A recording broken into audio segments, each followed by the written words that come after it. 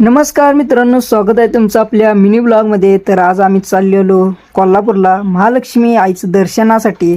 पावसाच्या वातावरणात आणि हिरव्यागार निसर्गात आम्ही चाललो कोल्हापूरला। जाताना आपल्याला लागलं बघा शिगाव गाव। शिगाव गावची ही वारणामाई नदी। तर बघू शकता आपल्या वारणामाईला पाणी खूपच भरलेलं आहे। शिगाव गाव ओलांडून आपण आल्यानंतर आपल्याला लागलं भादोले। भादोले गाव ओलांडल्यावर आपल्याला लागलं वडगाव। वडगाव मित्रांनो गाव ओलांडून झाल्यानंतर आपण आलो संभापूरकडे।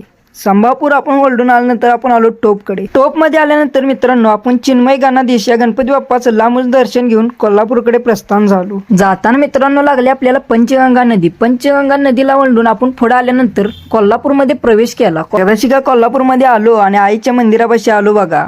मंदिर बघूनच खूप प्रसन्न वाटलं। आतमध्ये जाताना नारळ वगैरे घेऊन आल्यानंतर आत बघा गर्दी खूपच होती। पूर्व दरवाजातून प्रवेश आत केला। आत केल्यानंतर श्री महाकाली देवीचे दर्शन करून पुढे आल्यानंतर मित्रांनो